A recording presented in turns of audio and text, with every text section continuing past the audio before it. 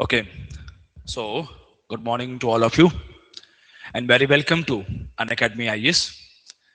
Aspirants, this session of weekly current affairs which is going to held on 21st of December 2025 is designed for the aspirants who are going to appear in interview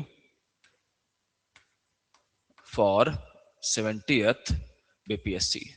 All right, interview guidance program. All right, so these classes are specifically designed for those aspirants. उन्हीं aspirants के लिए design किया गया है इनको.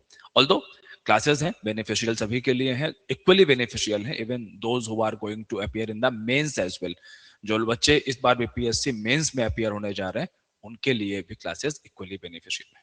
All right, so let's start discussion.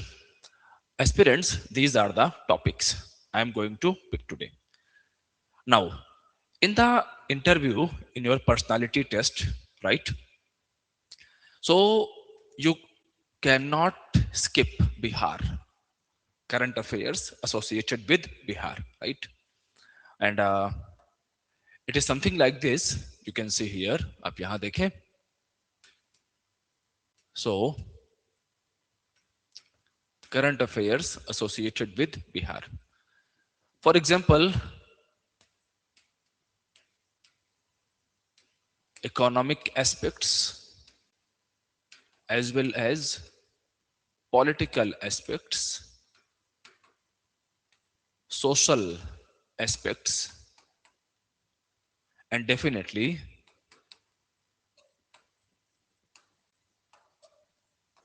environmental aspects. All right, and we can add many more. Cultural aspect as well as administration. Getting these things? So these are the various dimensions of current affair associated with Bihar. Fine. One more thing. An aspirant who is going to appear in the interview must be aware about national current affairs. All right. Abhi, when aspirants deal with the national current affairs, they do a common mistake. That is, common mistake is skip कर देते हैं बच्चे कई बारी skip कर देते हैं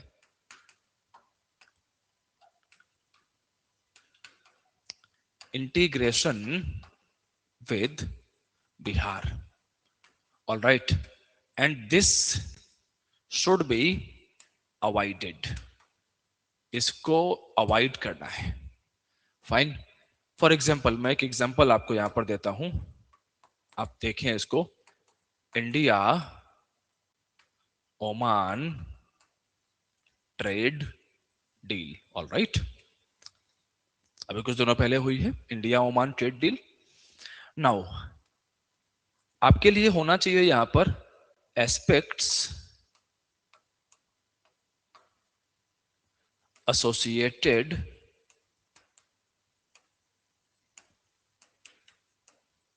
with Bihar. All right. So what are the aspects of this India-Oman trade deal which are associated with Bihar? Fine. Like blue collar workers की बात है जिसमें कि केरला से आगे बिहार निकल गया. फाइन. रेमिटेंस की बात है, रेमिटेंसेस जो आते हैं, अगर हमारे बिहार से लोग ज्यादा यहाँ पर पहुंचेंगे, इस ट्रेड डील का बेनिफिट लेंगे तो रेमिटेंसेस बिहार में आएंगे.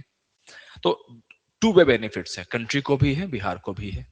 जो रेमिटेंसेस आएंगे, जो डायस्पोरा से जो रुपया जो धन संपत्ति भारत में आएगी, राइट, सो वो इन्वेस्ट होगी एजुकेशन, मेडिकल फैसिलिटीज, इंफ्रास्ट्रक्चर में, हाउसिंग में. All right. So always remember this thing. If you are going to appear for the BPSC interview, all right. So Bihar specific तो आपको रहना ही है. वो तो अंडरस्टूड है, right. But national current affairs में भी आपको इस बात पर ध्यान रखना है कि जहां जहां, हर जगह तो पॉसिबल नहीं होगा, लेकिन जहां जहां ये पॉसिबल रहे कि your understanding should be aligned with national current affairs and Bihar current affairs, you should focus over there, आपको वहां ध्यान रखना चाहिए, right. Okay, so with this brief introduction, I am taking you towards the first topic. First of all, have a look on the list of the topic. Number one, India's imperative fortify biosecurity. Biosecurity, all right, and biosafety, bioweapons. It's a it's a kind of emerging threat, all right. खास तौर पे उस time पर जहां पर bio weapons and बड़े सारे chemical weapons हैं जो कि इजीली अवेलेबल हैं, like ricin, anthrax etcetera, right, and synthetic biology. तो उसकी वजह से हो क्या रहा है कि इन बायो वेपन्स का इजीली इस्तेमाल किया जा सकता है क्रॉप्स के ऊपर में, अगेंस्ट पीपल, लोगों के ऊपर में, ठीक है। So it's a matter of national concern, definitely it's a matter of national concern. But Bihar का पर्सपेक्टिव भी है, because in Bihar we have agrarian economy, right? Mostly we have agrarian economy, and densely populated है, and migration भी ठीक ठाक हमें देखने को मिलता है। अब ये जो माइग्रेशन है, इस माइग्रेशन में कई सारे थ्रेशोल्ड, कई सारे फॉल्ट लाइंस हैं। फॉर एग्जाम्पल कि दो जो लोग यहाँ से बाहर जा रहे हैं, ठीक है, तो कई तरह के पैथोजेंस, वेक्टर, तो वो अपने साथ कैरी करके बाहर ले जा सकते हैं, और जो अंदर आ रहे हैं, राइट, तो वो बाहर से पैथोजेंस ला सकते हैं, ऑल राइट। तो these are the things. First topic हमारा रहेगा, इस पर हम बात करेंगे। आफ्टर दिस आप टॉपिक पर जैसे जैसे आगे बढ़ेंगे वैसे वैसे एक इंट्रो देते हुए निकलूंगा मैं आप लोगों को, ठीक है। तो second will be dowry eradication, special intensive revision of electoral poll. खूब सुना हम लोगों ने इसके बारे में, खूब लगातार देख रहे हैं, पढ़ रहे हैं, but many a times we get superficial information which is not useful during the interview, like बहुत ही कम लोग ये बात जान रहे होंगे कि what is the legal ground, legal basis of the SIR, special intensive revision. And और अगली चीज कि is there any specific word, क्या ये शब्द है भी special intensive revision in the sections, related acts, क्या वहां पर ये टर्म है या नहीं है, लीगल ग्राउंड क्या है, ऑल राइट। प्रोसेस चलता किस तरीके से, what are the challenges, challenges क्या है, प्रोसेस को स्मूथ कैसे किया जा सकता है। These are the things an administrator must know. So आपने पॉलिटिकल डिबेट्स बहुत सारे सामने निकलती हैं, बट वो पॉलिटिकल डिबेट्स टेक्निकली आपके एडमिनिस्ट्रेटिव स्फीयर के अंदर में बहुत काम की नहीं होती, क्योंकि पॉलिटिकल डिबेट्स आर सिलेक्टिव। वो या तो प्रोज की बात करेंगे या तो कॉन की बात करेंगे, बट एक ऑफिसर, एक administrator, he looks pros and cons both, वो दोनों देखता है, राइट। सो हम पूरी बात करेंगे यहाँ पर in our session. And after this makhana Mahotsav, all right, very important makhana, right. Bihar is known for the makhana producing state, and global chain का नियर अबाउट 90% से ज्यादा makhana fox nut, right, we see in Bihar. So बात करेंगे इसके बारे में भी। भूटान PM, विजिट टू बोध गया, गुरु शिष्य परंपरा। So these 4, 5 and 6, these topics are specifically Bihar related, and this is also SIR और भी स्टेट्स में हो रहा है। तो हम नेशनल पर्सपेक्टिव प्लस बिहार का पर्सपेक्टिव दोनों को उठाएंगे, all right, and definitely 1 and 2, ठीक है। अगर हम NCRB का डेटा देखें, if we check the data provided by the NCRB, all right, so Uttar Pradesh and Bihar, dowry cases में, dowry as a social evil is very prevalent in these two states, और एक में हम बात कर रहे हैं BPSC के अंतर्गत, right guys. These are the things, as well as going forward हम जैसे जैसे आगे बढ़ेंगे इन सेशंस के अंदर में, सो आपको IR, इंटरनेशनल रिलेशन के, आज अगर आप देखेंगे यहाँ पर तो IR का you can C one topic, एक टॉपिक यहाँ पर आपको IR का दिख रहा है, ठीक है। ओके, अब इसके अलावा डेली करंट अफेयर्स भी आप लोगों के लिए लाया जा रहा है। जो हमारा बीपीएससी का जो चैनल है, यूट्यूब चैनल है, आप वहां पर सब्सक्राइब कर लें उसको और नोटिफिकेशन वगैरह ऑन कर लें। डेली आपको ज्योग्राफी रिलेटेड करंट अफेयर्स खासतौर पे वो हम अलग से बना रहे हैं। जनरल करंट अफेयर्स सब जोड़ करके आईआर, पॉलिटी एंड हिस्ट्री, जितने भी ये सब टॉपिक्स को जोड़ करके इसको हम अलग से बना रहे हैं। तो डेली आपके लिए 20 मिनट्स 25 मिनट्स तक के वीडियोस जो है वो डाले जा रहे हैं वहां पर, सो दैट आपका जो इंटरव्यू गाइडेंस प्रोग्राम है पूरा, उसकी जो प्रिपरेशन है, राइट, वो फुल्ली ट्रैक पर रहे। फाइन गाइज, आपके जो भी सजेशंस हैं वो सजेशंस आप हम तक पहुंचा सकते हैं। फाइन। नाउ सो आप यहां पर देखें, please focus here and while watching the session देखते हुए मेरी एक एडवाइस रहेगी आप सभी को, आप कॉपी पेन लेकर के बैठे। कॉपी पेन होगा तो ऐसे में बेनिफिट ये रहेगा कि जो भी इंपॉर्टेंट पॉइंट्स हैं वो सारे के सारे आपको एक बार में ही यहाँ से आप पेन डाउन कर सकते हैं, नोट डाउन कर सकते हैं। You will get the PDF as well. Telegram channel हमारा ज्वाइन कर लेंगे आप जिसका लिंक आप लोगों के साथ में शेयर कर दिया जाएगा। कमेंट सेक्शन में आप देख लेंगे तो वहां पर भी आपको मिल जाएगा, right. So guys, kindly focus here. India's imperative to fortify biosecurity. Number one, the first thing first, all right, what is biosecurity? One must be aware कि biosecurity है क्या, right? So what is biosecurity? आप यहाँ पर अगर देखेंगे, so biosecurity is associated to the policies, practices and institutional systems. ठीक है, policies हैं, practices हैं and institutional setups हैं, right? And अब यहाँ पर क्या है कि misuse of biological agents, toxin and biotechnology. तो इनका जो misuse है, right, biological agents, toxin and biotechnologies का, इसका जो डेंजरस इंपैक्ट है उनको कैसे काउंटर किया जाए, तो इसी पूरे पैटर्न को we call bio security measures. What we call bio security measures. Now next thing is this कि इंपैक्ट ऑफ बायोसिक्योरिटी। बायोसिक्योरिटी का इंपैक्ट क्या है, राइट, किस पर इंपैक्ट है। So under the impact we see impact of biosecurity when we examine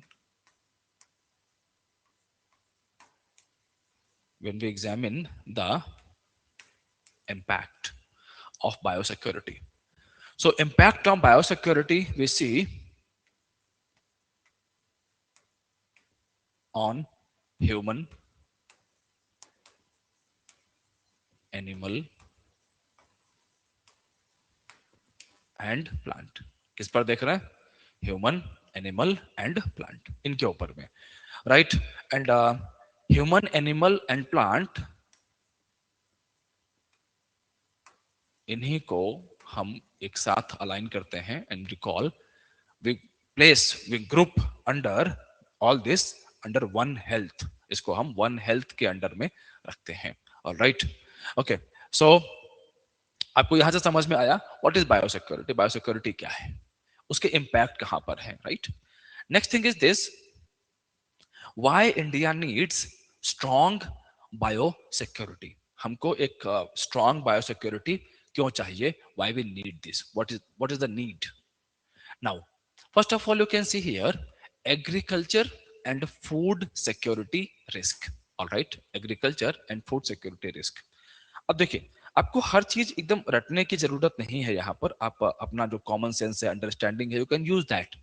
and हम लोग ये मान के चलते हैं कि you guys cleared main exam, before main you cleared pre, and now you are going to appear in interview, right. So it means you have knowledge. एक चीज तो क्लियर है, you have knowledge, you have understanding, right? That's why you cleared prelims, that's why you cleared main examination. And interview is not the test of your knowledge, it's the test of your personality, your presence of mind, as well as कि जो चीजें आपके आसपास हो रही हैं क्या उनके बारे में आप जानते हैं कि नहीं जानते हैं, दैट्स इट। हाँ, बहुत सारी चीजें हो रही हैं, हो सकता है कुछ आपको न भी पता हो, फाइन, बट हाँ, ये हम इंटरव्यूअर ये मान के चलते हैं, एज्यूम करके चलते हैं कि आपको मोस्ट ऑफ द थिंग्स जो पॉप न्यूज में है, पॉपुलर है, न्यूज में है, वो पता होनी चाहिए, right? Okay, so keeping all these things in mind, number one, agriculture and food security risk under this। अगर आप ध्यान से देखो, सो इंडिया में अगर आप देखें, if you see our nation, right, so near about 42% के आसपास में, इवन इससे ज्यादा ही है, राइट? हमारा जो वर्क फोर्स है वो आज भी डिपेंड करता है एग्रीकल्चर लाइव स्टॉक के ऊपर में, ऑल राइट? ये एक बड़ा मुद्दा हमारे सामने यहाँ पर आता है। एंड फर्दर, इसके अलावा हम लोग यहाँ पर और क्या देखते हैं कि जो बॉर्डर है इंडिया का, ठीक है, बॉर्डर को अगर हम लोग यहाँ पर देखते हैं, सो दूसरी तरफ से, like from Pakistan, from Bangladesh, from Nepal, right, as well as, अगर आप ज्योग्राफी देखें, अगर आप ज्योग्राफी देखें तो यहाँ पर आप बैकग्राउंड में एक मैप है हमारे पास में, and we can use this map, all right, we can use this map, okay. Now, so you can see here, peninsula part, right? Water, Arabian Sea, Bay of Bengal, right? Okay, and अब यहाँ पर जो shipping है, वहां से भी बहुत से लोग आ सकते हैं, बहुत से पैथोजेंस आ सकते हैं, इन्वेजिव स्पीसीज आ सकती हैं, शिप्स के थ्रू आ सकते हैं, लोगों के थ्रू आ सकते हैं, फाइन। सो अगर आप, हम लोग अपने कंट्री के अंदर में, अपने देश के अंदर में हम लोग यहाँ पर देखते हैं, तो एक तो डिपेंडेंसी हमारी एग्रीकल्चर के ऊपर में ज्यादा है, और एग्रीकल्चर में अगर किसी भी क्रॉप के अंदर में, for example we have wheat, we have rice and many other crops, कहीं पर किसी भी क्रॉप के अंदर में pest, all right, pest, rusting, अगर इस तरह के इश्यूज आने शुरू होते हैं, सो ऐसे में production will go down, and we have enormous population, इतनी हमारे पास नियर अबाउट 140 CR, राइट, से ज्यादा लोग हैं, इतनी बड़ी आबादी के लिए फूड अवेलेबल करवाना, it's a major thing, fine, इतनी बड़ी आबादी के लिए फूड फूड का अरेंजमेंट करना, और ऐसे में अगर एग्रीकल्चर सेक्टर में कुछ प्रॉब्लम्स आती हैं, definitely we will face food security risk. अच्छा, इसमें एक बात आप और ध्यान रखें कि अंडर द बायोसिक्योरिटी मैंने ह्यूमन, प्लांट, एनिमल सबको रखा था, right? So this is about the plants, agriculture is about the plants, but animals भी तो है। अगर एनिमल्स में कोई डिजीज हो जाती है, और वो ऐसी डिजीज है कि जूनोटिक है, alright, zoonotic disease, this means a disease which can spread from animals to from animals to man, इंसानों में फैल सकती है, एनिमल से इंसानों में आ सकती है। सो अब ऐसी डिजीज अगर है तो वो भी प्रॉब्लमेटिक है।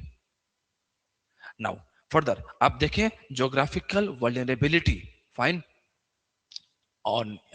on east we have Bangladesh, right? Then we have Nepal here, then we have Myanmar here, right? Sri Lanka, right? On west we have uh, Pakistan, then we have China as well, right? अब खास तौर पर with Pakistan and Bangladesh our border is very porous, मतलब इतना बड़ा border है, और इतने वहां पर ज्योग्राफिकल टेरेन जो है वो डाइवर्स टेरेन है, लाइक हिमालयाज भी दिखता है, तो राजस्थान का डेजर्ट भी दिखता है, तो गुजरात में आप आओ तो मार्शी लैंड भी दिखता है, और अगर if you see border of India with Bangladesh, so वहां पर तो वी हैव मैनी रिवर्स, बहुत सारी रिवर्स है वहां पर, डेंस फॉरेस्ट एरिया है, राइट? अब ऐसे में आप इंच बाय इंच हर एक चीज यू कैन नॉट कंट्रोल, और ऐसे में इन्वेजिव स्पीसीज का आना, पैथोजेंस का आना, राइट, कंटेमिनेटेड बायोलॉजिकल मटेरियल का आना, ये एक थ्रेट रहता है हमारे सामने। फर्दर आप देखें, threat from non state actors, right? Okay, non state actor, अब देखिए, इट्स नॉट नेसेसरी, जरूरी नहीं है कि केवल कोई state like Pakistan, Bangladesh and China and many other, right, कि वही हमारे अगेंस्ट में, कुछ सिंगल अकेले लोग हो सकते हैं कि उनको इंडिया को स्टेबलाइज नहीं होने देना है, डिस्टेबल करना है, पॉलिटिकल सेटअप को, सोसाइटी को डिस्टेबलाइज करना है। Fine, they are they they are anti social elements, right, non state actors हैं ये। तो अब इनके लिए फिर क्या है, यहां से भी प्रॉब्लम्स आ सकते हैं, डेफिनेटली आ सकते हैं, राइट। एज वेल एज जो अगला मुद्दा है यहाँ पर, next thing we can see here कि बायोलॉजिकल टॉक्सिन्स, लाइक जैसे at the beginning of the class, अब आप एग्जांपल में भी यहाँ पर इनको कोट कर सकते हैं, लाइक रिसिन है, like we have anthrax, all right, ricin, anthrax. So these are the biological materials easily available, fine. और ऐसे में आप बायो टेररिज्म को फैलाया जा सकता है, these non state actors, right. As well as gene editing, synthetic biology, अब ये सारे के सारे लेजिटिमेट रिसर्च हैं, बट इन रिसर्च में जो लोग लगे हुए हैं वो इसका मिसयूज भी तो कर सकते हैं, पॉसिबल है। After this, public health impact, public health के ऊपर में क्या इम्पैक्ट हमें देखने को मिलते हैं, राइट। तो आप देखें, सबसे एक जो रिसेंट ईयर्स में हमने एक बड़ा इम्पैक्ट देखा और जिसके ऊपर खूब न्यूज बनी, राइट, पूरी दुनिया में, और अमेरिका तो लगातार ये बात कहता रहा कि this virus is the Chinese virus, covid, right. And WHO, if you see the reports from WHO, then WHO always highlights one thing. WHO past कई ईयर से लगातार वो एक बात बोल रहा है, disease x, talking about disease x. Disease x मतलब एक ऐसी डिजीज जो कि आ सकती है, राइट, एक पैंडेमिक की फॉर्म में दिख सकती है हमको, बट वो कौन सी डिजीज होगी हमको नहीं पता है, we do not know. Okay, so these are the challenges, and after this we need to know about the gaps and challenges. Fine, before I take you over there, you should be aware. So sir, what are the laws, कानून कौन कौन से हैं? Fine, so the laws associated, देखिए, अब मैं आपको वही बता रहा हूं कि इनमें से बहुत सारी चीजें आपने देखी होंगी, बट एग्जाम इंटरव्यू के अंदर में आपको क्या बेहतर तरीके से पता होना चाहिए। So now you know about biosecurity, now you know the challenges, now you should be aware about the existing laws, rules कौन कौन से हैं which deal with the biosecurity. It's a kind of revision. मैं मान के चल रहा हूं कि मेंस के लिए पढ़े होंगे, आप लोगों ने पढ़ा होगा इसको, नहीं पढ़ा है मेंस के लिए तो आप यहां पर देखें। Okay, now, so you can see here, Environment Protection Act 1986, number one. Then Biosafety Rules 89, Weapons of Mass Destruction and Their Delivery Systems Act 2005, and NDMA guidelines, right? So it's a kind of actual thing जो कि आपको थोड़ा सा मैंने add करवा दिया है, so that आपको आइडिया रहेगा कि ऐसा ना हो कि सब कुछ तो पता है conceptual, but to strengthen your conceptual understanding, you do not have sufficient facts, because interview may be to supplement your conceptual discussion, conceptual understanding, you need to provide some facts, right? So these are the some facts. Now, so अब आप यहाँ पर देखें, you can see one thing, national and international cooperation, all right? What you can see here, what you can see here, national and international cooperation, national and international cooperation, all right. This means कि national और international level पर ये सिर्फ, it's not the national problem, right? So weapons of mass destruction, अब biological weapons, इनके ऊपर तो international guidelines भी हैं। फाइन, कि कोई भी कंट्री किसी दूसरे कंट्री के अगेंस्ट में जो बायोलॉजिकल वेपन्स है उनको यूज नहीं करेगा, किस तरह के एजेंट्स हैं इनका यूज नहीं करना है। And we all know about Vietnam war, Vietnam war के बारे में हम सभी लोग जानते हैं, right. And there is a debate actually कि वेदर इन सीरिया के अंदर में जो पॉइजनस गैसेस वगैरह हैं उनका यूज हुआ था कि नहीं हुआ था। वियतनाम का केस तो agent orange we all know. Then after this, After this, we are left with gaps and challenges. Fine. So under these gaps and challenges, the first challenge is outdated legal framework. What is this? Outdated, आप नाम इसका नाम देखिए आप, outdated legal framework. So under this outdated legal framework, what we see aspirants here, you can see जो present laws हैं, right? Present laws which are dealing with the biosecurity. In loss को तब बनाया गया था, तब लिखा गया था, तैयार किया गया था कि when biotechnology was not very advanced, but at present biotechnology is very much advanced, right? So ऐसे में we need to change the laws, number one. Number two, weak, आप देखिए, coordination deficit as well as ethical and privacy concern, low awareness. These are other uh, challenges you can see here. आप देखें यहाँ पर coordination deficit. What is this coordination deficit? Actually, when we examine this issue of biosecurity, then biosecurity is associated with the health ministry. Multiple ministries are involved here, right? So, associated with the health ministry, Ministry of Science and Tech, Ministry of Environment, all right, Ministry of Environment, even agriculture, right? So 3 to 4, we can see here three to involvement of 3 to 4 ministries. I'm writing here for your reference, agriculture. So 3 to 4 ministries are involved here. And now the coordination among these ministries is essential. And if this coordination is not proper, then definitely it will lead to mismanagement. After this, ethical and privacy concern. Under this, tools like genomic and social media surveillance raise civil liberties questions as well as low awareness. Fine. So biosecurity ये अभी भी एक ऐसा area है कि जहां पर जो लोकल ऑफिशियल्स हैं उनको बहुत इंफॉर्मेशन है ही नहीं कि कुछ ऐसे वेपन्स भी आ सकते हैं. अभी आप एक बात समझो, अभी कुछ टाइम से आप लोगों ने एक न्यूज जरूर सुनी सुनी होगी और उसमें जो केमिकल है थोड़ा आप उस पर ध्यान भी रखेंगे. चना, भुना हुआ चना, रोस्टेड, ठीक है. तो अभी आप यहाँ पर रोस्टेड ग्राम में देखें, उसको शाइन, चमक, वो चमकदार दिखे, उसके लिए केमिकल्स यूज किए गए. और यहाँ पर यूपी में गोरखपुर वगैरह के पास के एरिया में हमने देखा कि 200-300 किलो ऐसा चना पाया गया, पकड़ा गया. फाइन. तो अब ये क्या है? तो ये भी तो it's also a kind of biosecurity threat, right?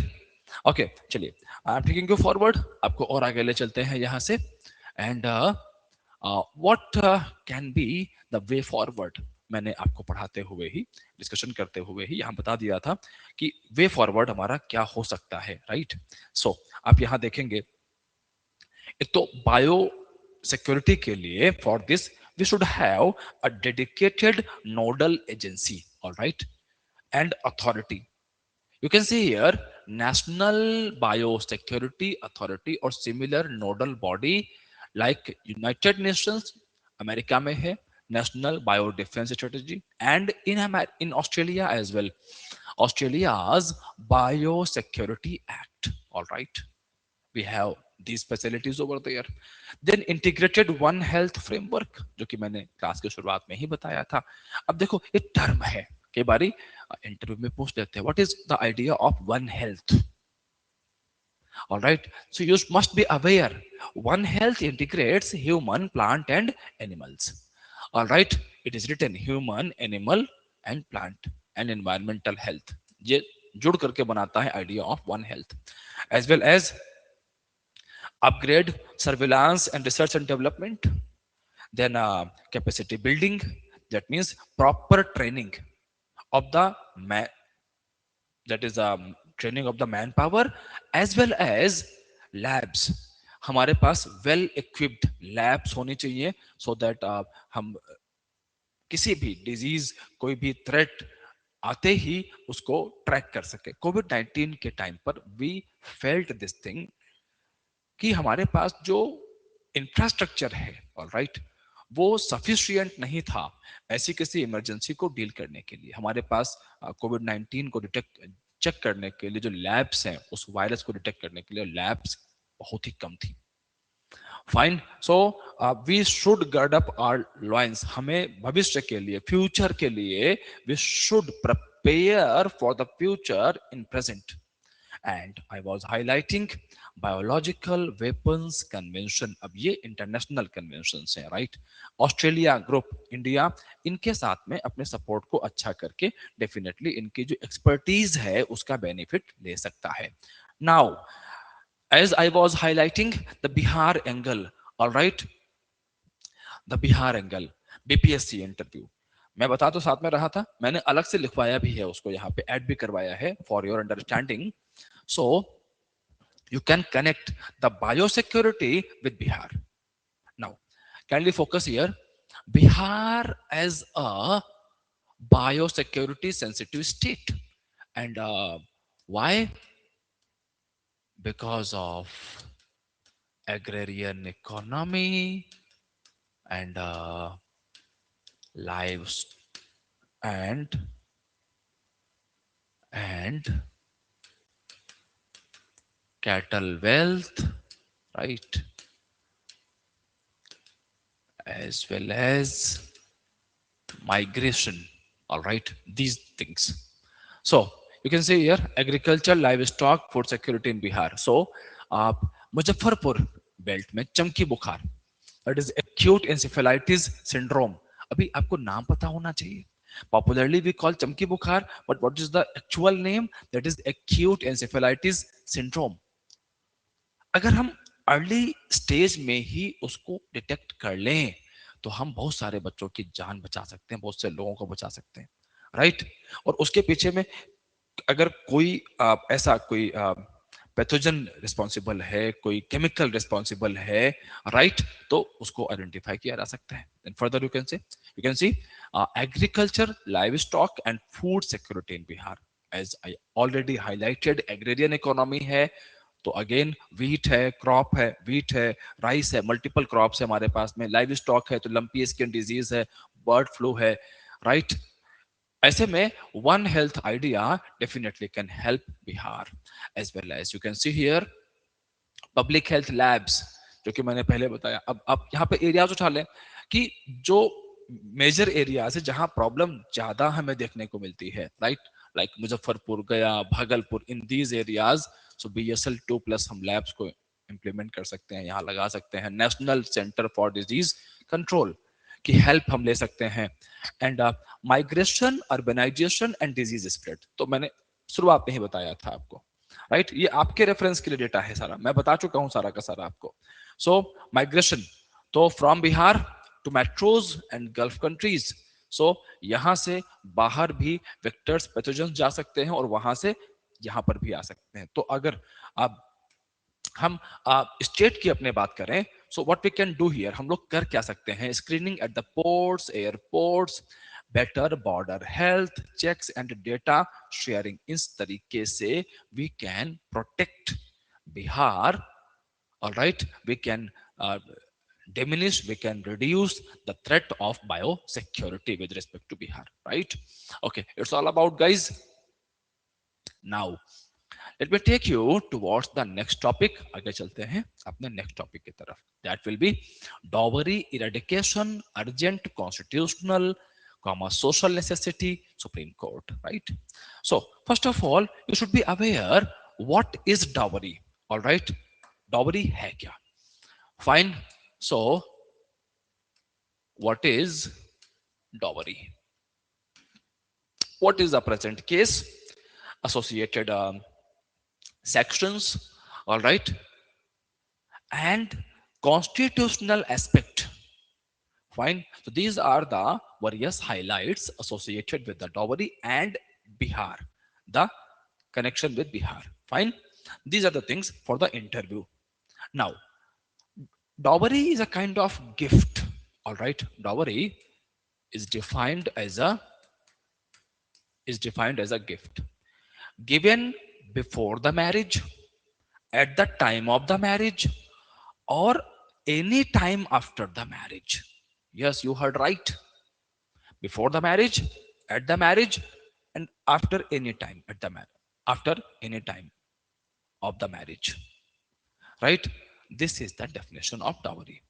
So present case is associated with, present case कहां से निकलता है? Ajmal Beg, state of UP, and Ajmal Beg. Right? What happened here? The Supreme Court restored the trial court's conviction for dowry death. This was the case of dowry death. All right. What happened?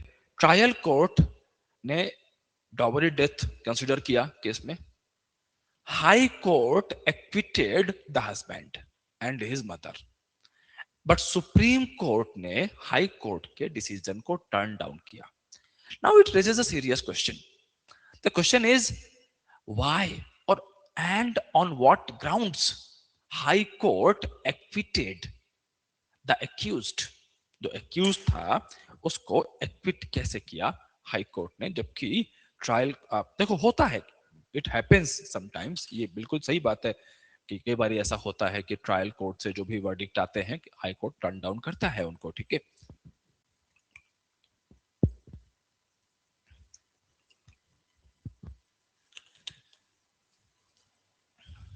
But it's equally interesting to know, it's equally interesting to see judges who are sitting in high courts. All right, they are very learned scholars, right? And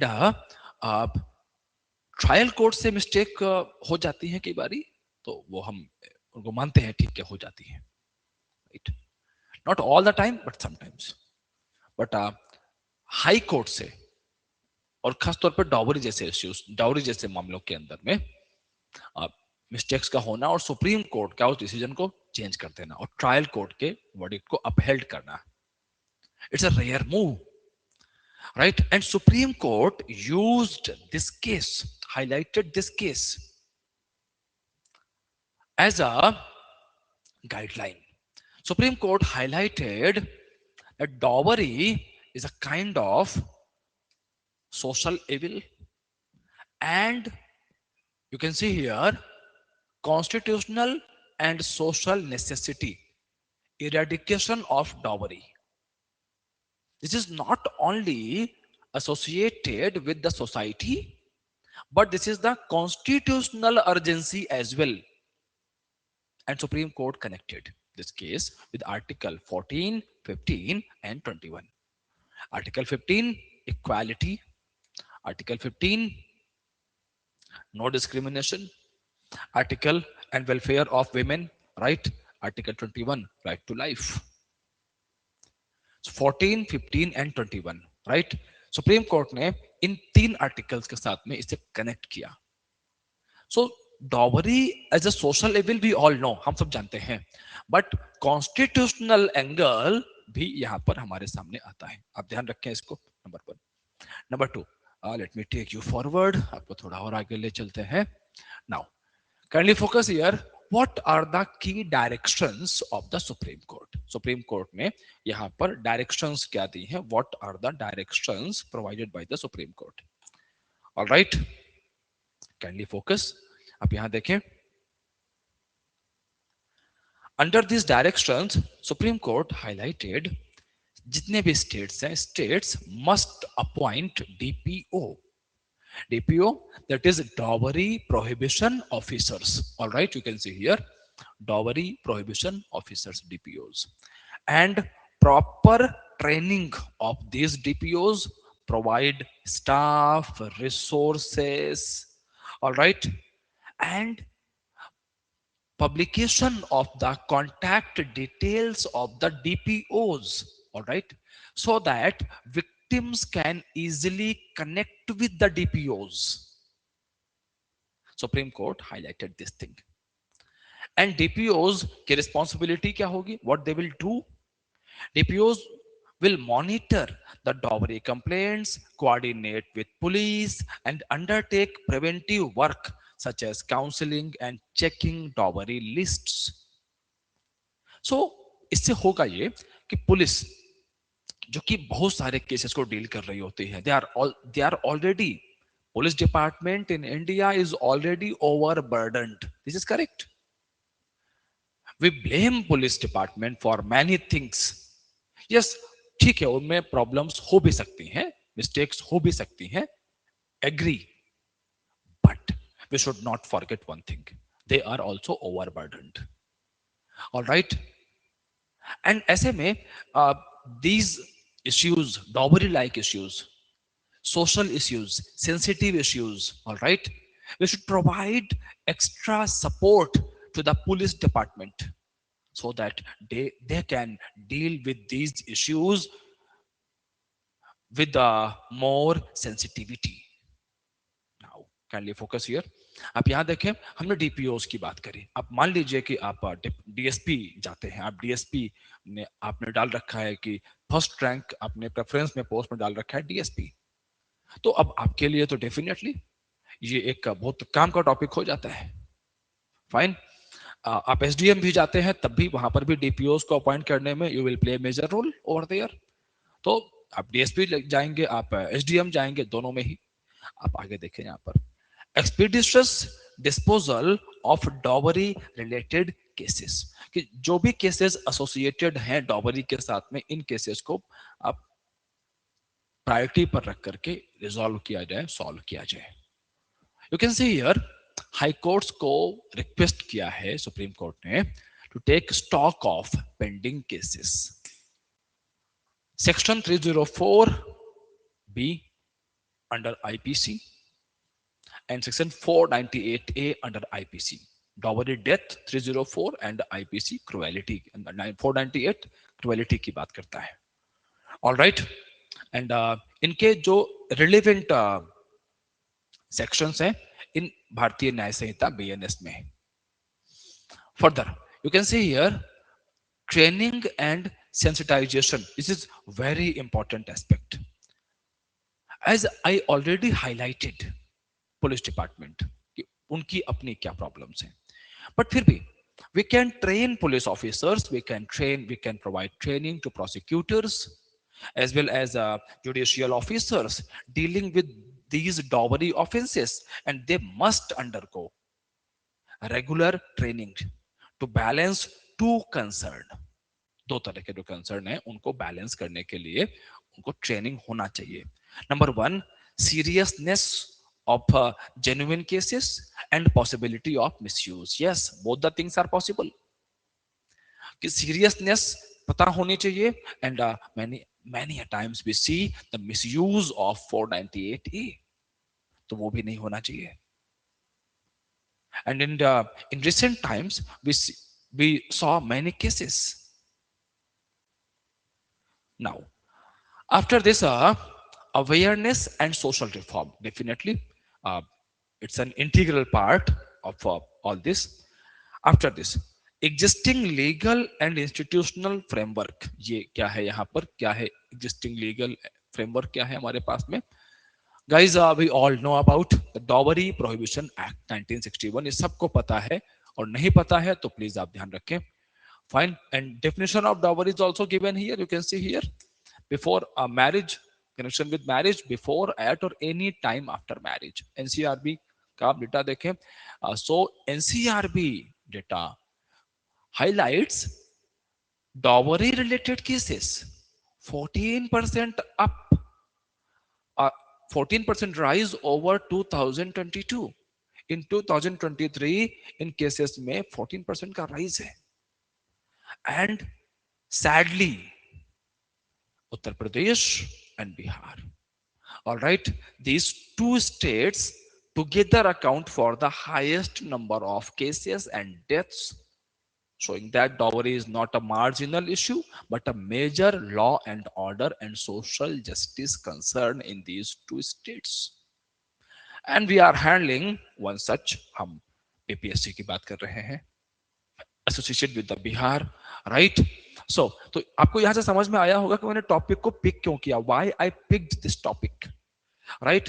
Aspirants, अगर आप ध्यान दे रहे होंगे, so side by side I am also telling you कि why I picked up this topics, ये topic selection का reason क्या है, सो दैट आप और अच्छे से समझ सको कि हाँ, कि ये जो टॉपिक है वो रैंडम टॉपिक नहीं है कि मतलब ऐसे ही बस था कि सेशन है, ठीक है कुछ टॉपिक पढ़ाने हैं बच्चों को, नहीं, right. So interview guidance programme is a very intense thing, very serious thing, the final stage of your selection। और एक मार्क से, एक नंबर से, एक एक नंबर से लोगों की रैंक्स बनती बिगड़ती हैं। so you cannot take interview lightly कि नहीं नहीं मेरे तो मेंस में अच्छे मार्क्स मैंने किए हैं and I need not to worry about the interview. ऐसा अगर मिसकॉन्सेप्शन जो होता है कि सारे बच्चों में कई बार कि 120 मार्क्स की बात है, ठीक है हमने मेंस में तो अच्छा कर लिया है, इसके लिए बहुत टेंशन लेने की जरूरत नहीं है। Never ever do this, because this is related to your career, वो करियर जो अगले 25-30 साल आपको परस्यू करना है। Fine, so take it seriously. Now after this, these are the existing legal and institutional frameworks: Dowry Prohibition Act, okay, then Section 304B IPC and relative Section 80 BNS, fine, जो BNS में है नया, and 498A IPC and BNS में भी corresponding है इसका, and National Commission for Women। तो ये कुछ institutions है यहाँ पर जो कि legal and institutional framework हमको provide करते हैं। all right, as well as आप यहां पर ऐड कर सकते हैं protection of women from domestic violence act.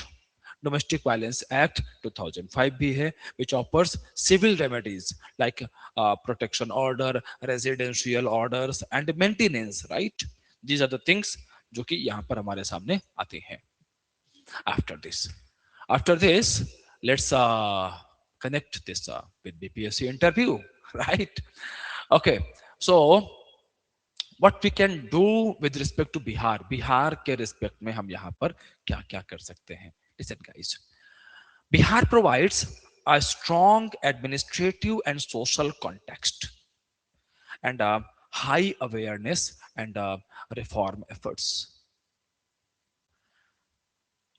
In Bihar, government intervention is very high with respect to women empowerment. Government is providing a reservation to women in PRIs, right? As well as promoting self-help groups, entrepreneurship, all right? Financial help as well. So here what we see, uh, government is also promoting the mass marriage schemes and social campaigns to discourage dowry. Self-help groups, what is the benefit of self-help groups, Jivika, to spread awareness? Listen guys, uh, there is an idea you should know, right? The idea is वो females जिनको जो financially empowered होती हैं, ठीक है, those who are financially empowered, वो अपनी अपना जो राइट्स हैं, अपने राइट्स के लिए ज्यादा वोकल हम मानते हैं कि they are more vocal for their rights. And self help groups में भी एक टेंडेंसी, एक ट्रेंड, एक we observed a trend with respect to the self help groups. The trend is women led self help groups are doing well. Yes, the success rate of self help groups associated with women, right, जो women lead करती हैं उनका success rate is more. So Bihar government is eyeing on this, all right, they are promoting this. After this, legal enforcement, under the legal enforcement, Dowry Prohibition Act is actively invoked in Bihar police and judiciary, right? Women police stations and fast track courts play a role here. And अगर recent में आप देखो, so government ने, Bihar state government ने ये order pass किया है कि हम कई सारे फास्ट ट्रैक कोर्ट्स सेटअप करेंगे सो दैट जो पेंडेंसी ऑफ केसेस है उसको रिड्यूस किया जा सके। After this, educational and social change, under this educational and social change, The expansion of girl child education, like cycle scheme हो गई, uniforms का हो गया, स्कॉलरशिप्स की बात हो गई, and bargaining, improved bargaining power of women. Bargaining power of women with what respect? With respect of society, with respect of education. After this, reduced dowry expectations in educated sections. It's a very positive trend, right? As well as judicial relevance. So, as I already highlighted, Bihar and Uttar Pradesh contribute significantly to dowry related litigation.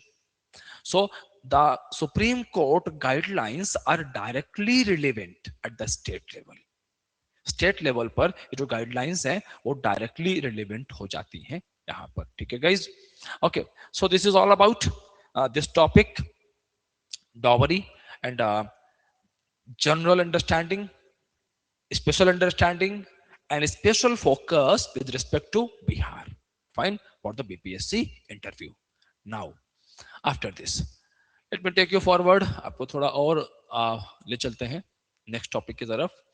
Special intensive revision of electoral rolls, right? So what happened here under the special intensive revision?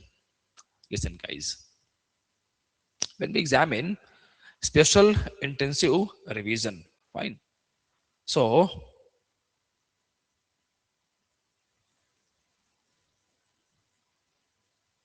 see, it's a kind of revision of the electoral rolls. What is this? Revision of electoral rolls. Why the revision is not needed? Revision की जरूरत क्यों पड़ती है electoral rolls में? We all know very well कि time to time Election Commission of India does this,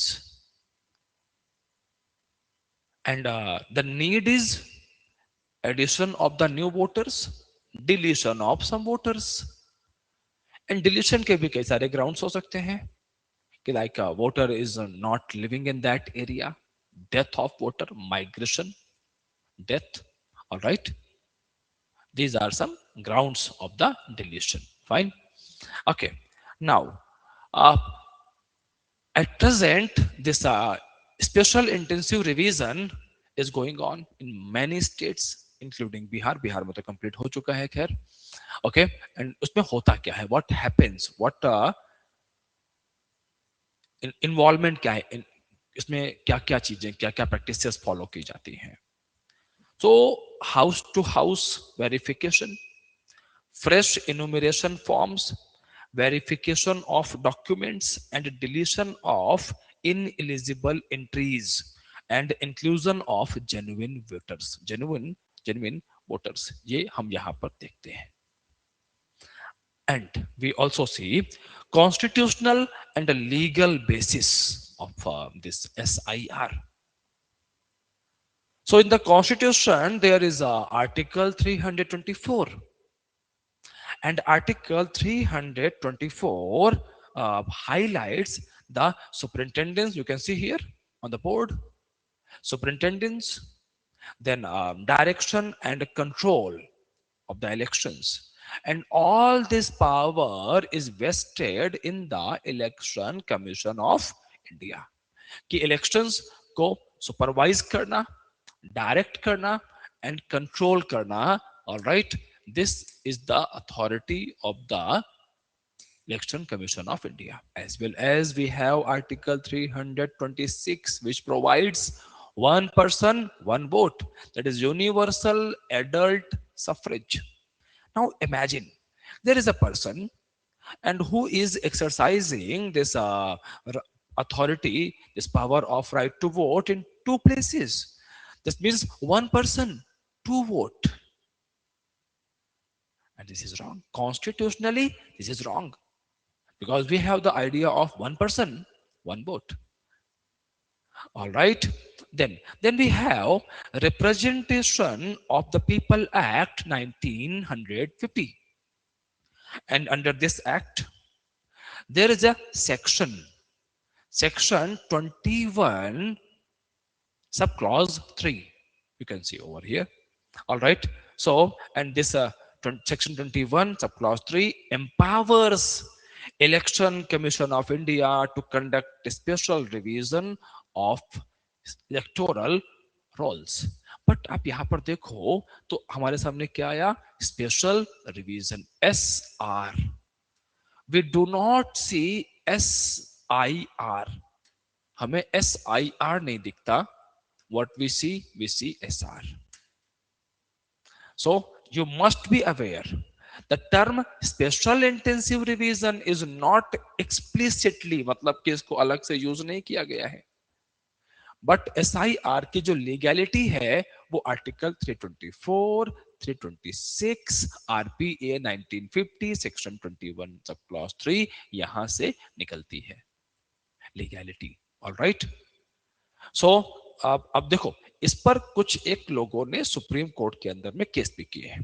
सो अब supreme court इस मामले को एंटरटेन करेगा नहीं करेगा, क्या वर्डिक्ट आएगा, तो वो सब बात की बातें रहेंगी.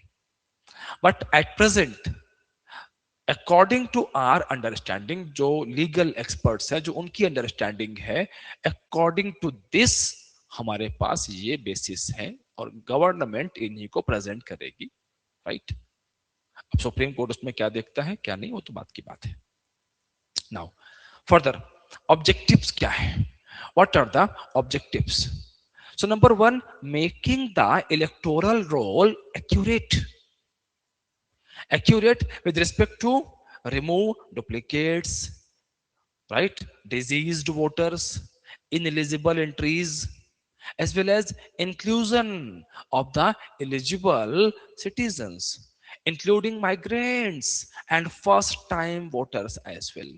Then legitimacy, and as I highlighted, right, voting process in India associated with one person, one vote. Fine.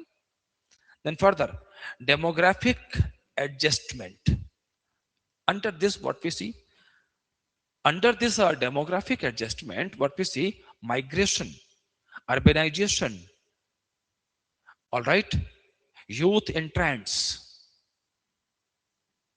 and pre-election readiness. Reduce disputes and ensure smooth polling. All right. So these are the things. अभी pre election readiness, अभी इसमें बहुत सारी चीजें आती है इसके अंदर में. कैसे? सी सपोज कहीं पर हमारे पास में नंबर है किसी पोलिंग स्टेशन का कि we have here near about 15,000 voters. Right. Suppose on any PS we have data, we have 15,000 voters, but because of redundancy, duplicacy, all right, और इनकी वजह से यहां पर 5,000 वोटर्स ज्यादा हैं, एक्चुअल वोटर्स कितने हैं? 10,000 है. ये डुप्लीकेट, रिडंडेंट है, माइग्रेंट है, रहते नहीं है वहां पर, डेथ हो गई है, मल्टीपल रीजंस हो सकते हैं. ऑलराइट. बट डेटा कितना है? 15,000 का. सो अभी जो अरेंजमेंट्स होंगे पोलिंग स्टेशन पर, these arrangements will be according to the 15,000 voters. Infrastructure, EVMs, manpower deployment, logistics, right, everything. फिर उसी के अकॉर्डिंग आप देखें, अभी तो ये मैंने सिर्फ एक पोलिंग स्टेशन का बताया प्रॉब्लम आपको.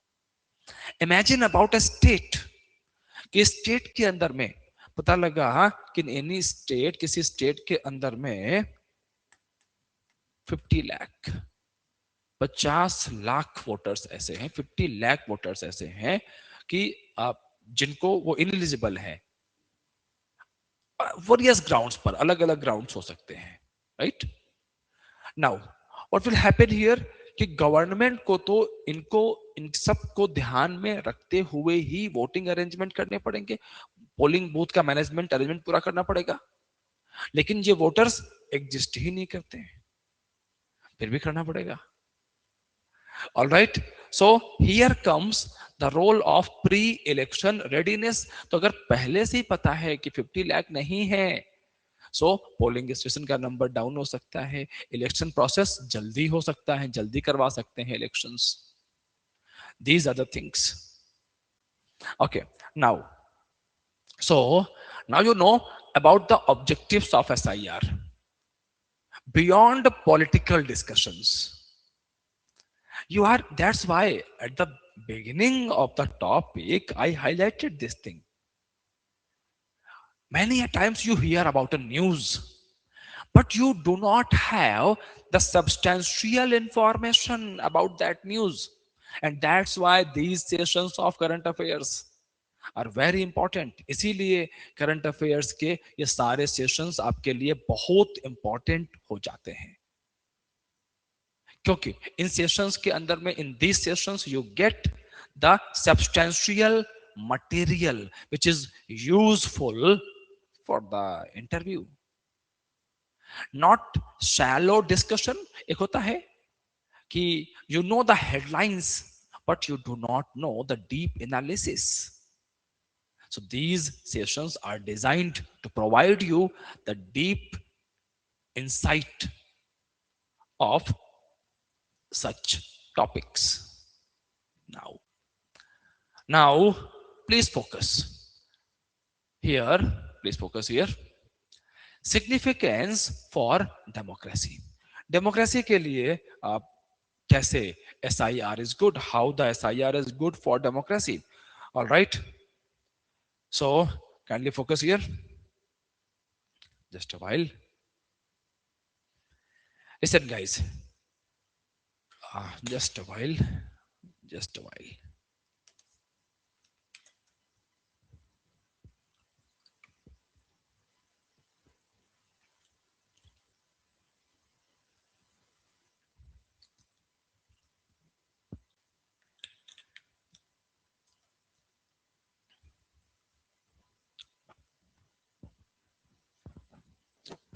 Okay, please add. See, SIR strengthens electoral integrity. All right, electoral integrity को ये अच्छे से मजबूत करता है, strengthen करता है, and elimination of ghost and multiple voters. Right. Also, very important thing here to note down. Then, enhancing public trust in election process. Listen, guys. कि सपोज कोई ऐसा पर्सन है जो कि कई जगहों पर वोट कर रहा है, ठीक है, and people are getting the information about it. Just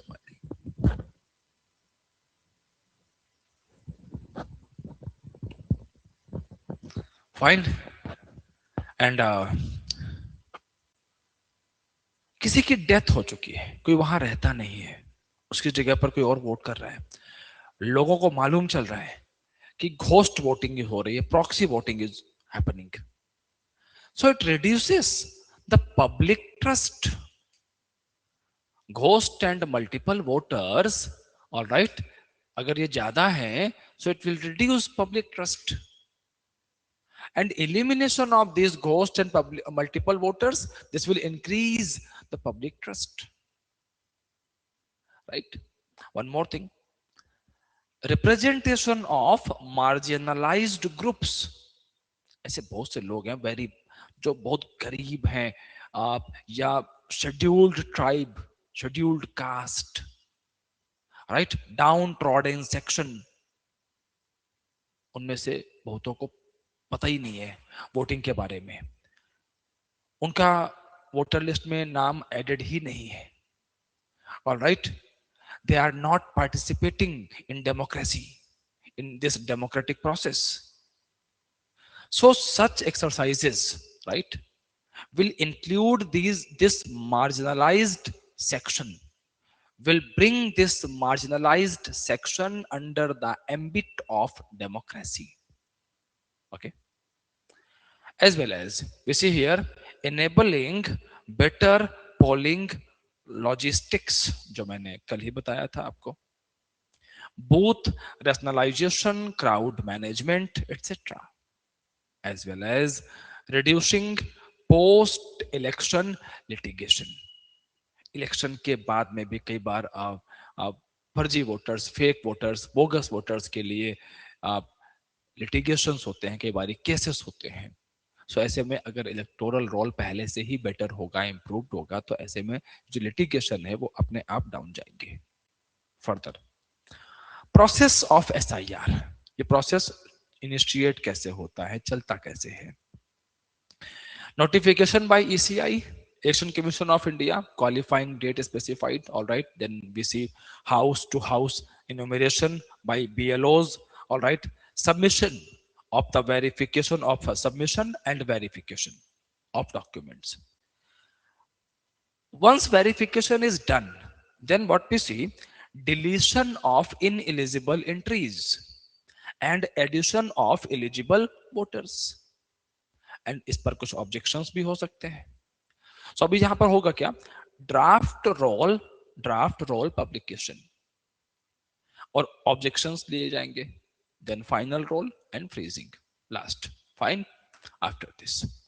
after this you can see Bihar SIR. अब बिहार एसआईआर में आप देखें कुछ एक यहां पर डिटेलिंग्स है, माइक्रो डिटेलिंग्स है, राइट।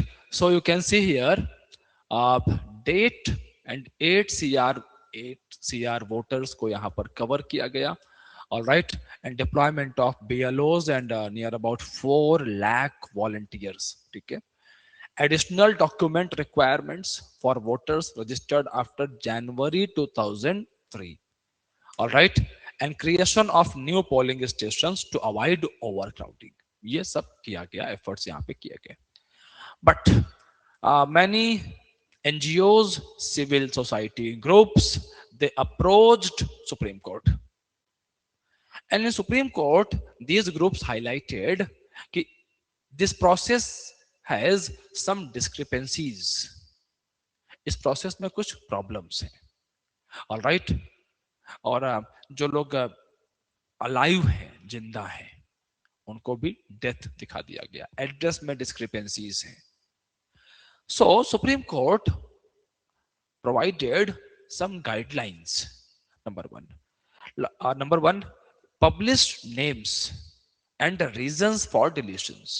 कि जिनको आपने जिनके नाम हटाए हैं, आप वहां बताएं कि क्यों हटाए गए हैं, किसके नाम हटाए गए, रीजन क्या है और किसके नाम हटे हैं। Okay. And transparency and fairness, bring transparency and fairness in the process. अब ट्रांसपेरेंसी एंड फेयरनेस कैसे आएगी? ये आएगी जब नाम पब्लिश करेंगे, रीजन पब्लिश करेंगे, वहां से आएगी। फर्दर क्लैरिफाइड दैट SIR जो है ये सिटीजन वेरिफिकेशन एक्सरसाइज न बने कि आप सिटीजनशिप किसी की चेक कर रहे हैं कि whether you are citizen of India और नॉट, राइट। क्योंकि देखो सिटीजनशिप डिसाइड करने का जो रिस्पॉन्सिबिलिटी है that is associated with the ministry of home affairs, MHA के साथ में वो जुड़ता है। इलेक्शन कमीशन ऑफ इंडिया का जो दायरा है वो इलेक्शन रोल को ठीक रखने का है, right. So one should be aware about these differences, citizenship and electoral roll. After this we have challenges. What kind of challenges are associated with the SIR process? All right, challenges क्या क्या यहाँ पर involve है? Number one, risk of disenfranchisement आप यहाँ देख सकते हैं। मैं तो समझाते रहूंगा आपको, ठीक है, आप देखते रहेंगे यहाँ पर भी, और जो भी आपको पॉइंट्स इंपॉर्टेंट लगे आप लिख सकते हैं। So what I was telling you about the risk of disenfranchisement. Under this what happens, poor, right, migrants, marginalised groups. अभी इनमें से बहुत से लोग ऐसे हो सकते हैं जिनके पास प्रॉपर डॉक्यूमेंट्स नहीं होंगे, And if they do not have proper documents, so they have a risk कि उनका वोटर लिस्ट से नाम डिलीट कर दिया जाएगा, नाम हटा दिया जाएगा. सो ये एक एप्रीहेंशन है, ये एक डर है यहां पर. Further, many political parties, civil society groups, they raised a concern कि why this exercise just before the elections in Bihar with respect to Bihar. तो यहां आप देख रहे हैं कि हमने बिहार को भी लगातार हाईलाइट करके रखा हुआ है कि SIR and association of SIR with Bihar. Further you can see here the digital divide,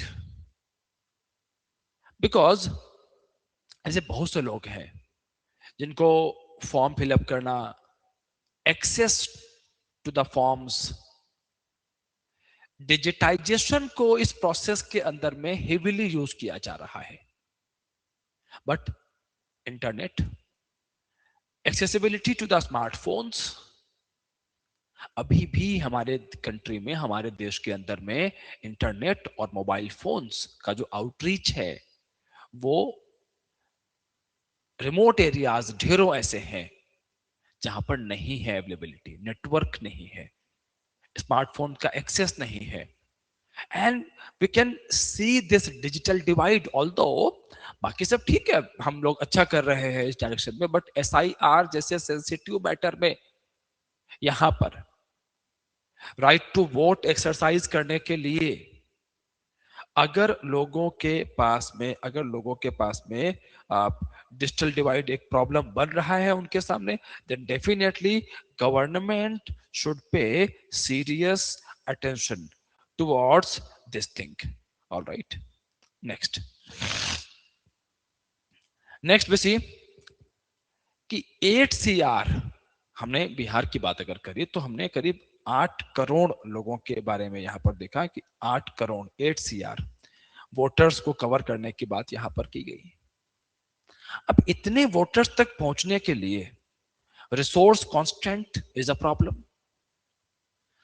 large scale house to house verification कैसे होगा?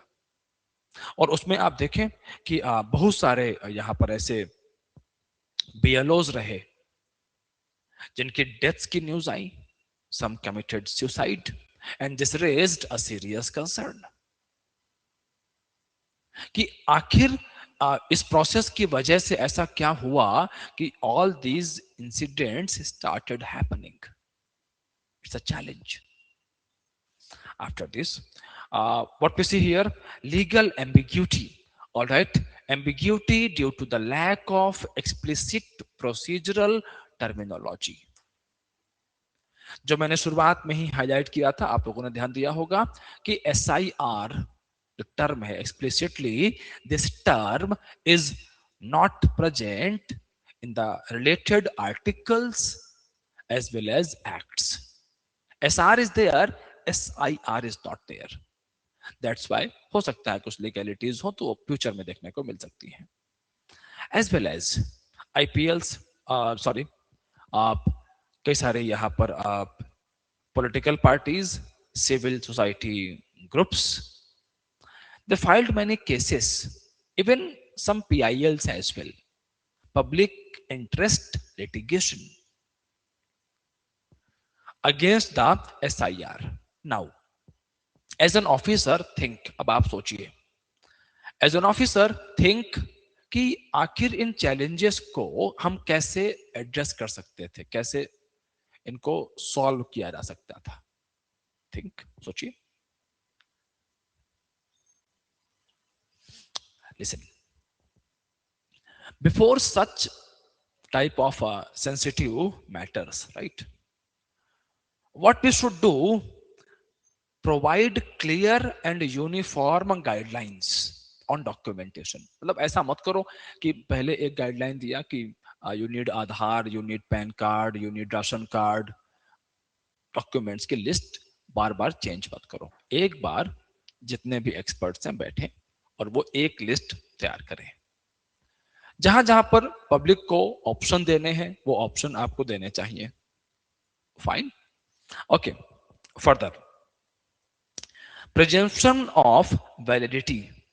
हम ये मान कर चले कि जो वोटर्स यहां पर एडेड हैं वो वैलिड है. प्रेजम्पशन ऑफ वैलिडिटी. ऑल राइट, वो वैलिड है जब तक आपके पास स्ट्रॉन्ग एविडेंस ना आ जाए कि this voter is fake, bogus, duplicate. यह मानकर चलना कि वोटर इनवैलिड है, फेक है, बोगस है. It will create a rift, a deficit trust between machinery, government machinery and public, right? So ये एक अगला मुद्दा. और ये सब होगा कैसे? स्टेटमेंट्स, लोगों के बीच अवेयरनेस कैंपेन्स को बढ़ा करके कि हम ये मान के चल रहे हैं कि वोटर्स के नाम ठीक है, हम बस इसको चेक करना चाहते हैं, और इसमें जिनके भी अगेंस्ट में हमें जानकारियां मिलती हैं कि ये फेक है, डुप्लीकेट है, तो उनको हम हटाएंगे. नाउ आफ्टर दिस आप यहां पर देख सकते हैं, you can see here use of technology. All right, so technology, apps, GIS mapping, online grievance redressal can be used. But again मैंने हाईलाइट किया था कि ठीक है, ये लोगों तक पहुंचने के लिए कई सारे स्टेप्स हैं. सो ऐसे ही फॉर्म फिलिंग के लिए भी, ऑलराइट, डॉक्यूमेंट वेरिफिकेशन के लिए भी, डॉक्यूमेंट सबमिशन के लिए भी, फॉर्म सबमिशन के लिए भी हमें मल्टीपल लेवल से लोगों तक पहुंचने का एफर्ट करना चाहिए. फर्दर आप यहां देखें, आप inclusion drives, special inclusion drives, खासतौर पर दोज हु आर डिसेबल्ड, जो आप मशीनरी तक नहीं पहुंच सकते, पोलिंग बूथ तक नहीं पहुंच सकते, तो उन लोगों तक स्पेशली गवर्नमेंट को एफर्ट करने चाहिए. पुअर यूथ, ऐसे युवा जो कॉलेज जा रहे हैं, स्कूल कॉलेज में बिजी हैं, बड़े सारे और चीजें हो सकती हैं, तो अवेयरनेस है, लैक ऑफ अवेयरनेस है, तो उनको उन तक पहुंचने के लिए the government should promote the special inclusion drives, right? Okay, further public disclosure, जो कि मैंने पहले बताया था, public disclosure of deletions and inclusions with reasons, right? As well as that data should be easily searchable. Easily searchable, this means it should not be कि उस data को आप इलेक्ट्रॉनिकली सर्च नहीं कर सकते, ऐसा नहीं होना चाहिए. Further post roll audits. देखिए, वी ऑल आर ह्यूमंस, हम सब इंसान हैं, गलतियां किसी से भी हो सकती हैं, मिस्टेक्स किसी से भी हो सकती हैं, राइट? तो इसमें एक विंडो ये भी होना चाहिए कि ठीक है, एवरीथिंग इज डन, बट अगर अनइंटेंडेड तरीके से, अननोइंगली कहीं पर मिस्टेक्स हुई हैं, सो थर्ड पार्टी ऑडिट भी कराया जा सकता है. अब इससे होगा क्या? What will be the outcome? The outcome will be generation of trust. People will start trusting the system, all right, as well as consultation with the various stakeholders like political parties, civil society groups. आप उनसे बात करें, और जब ये discussion होते हैं, then definitely यहां पर जो ग्रीवेंसेस हैं, जो एप्रीहेंशंस हैं पॉलिटिकल पार्टीज के, apprehensions of civil society, these can be addressed in a well manner, right? Okay, so these are the things, this is the way forward we should follow here. Now aspirants, I am taking you forward towards the next topic. And the topic is Makhana Foxnut, Makhana Mahotsav. All right. See, aspirants, Makhana Mahotsav. Fine. Why मखाना महोत्सव is in news, news में क्यों है, मैंने यहाँ पर रखा क्यों है, सारी बातें करते हैं इस पर. Fine.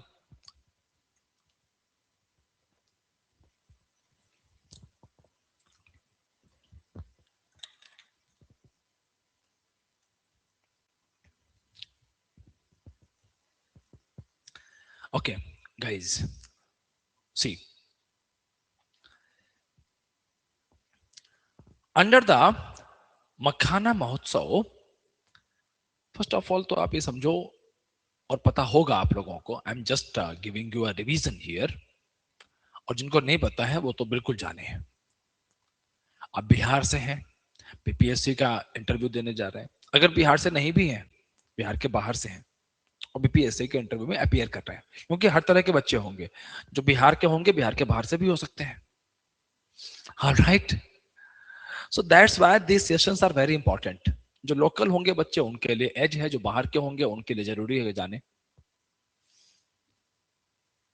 Makhana fox nut, right, is a major source of various fibres. बहुत सारे फाइबर का एक बड़ा अच्छा रिच सोर्स माना जाता है makhana. All right, one thing,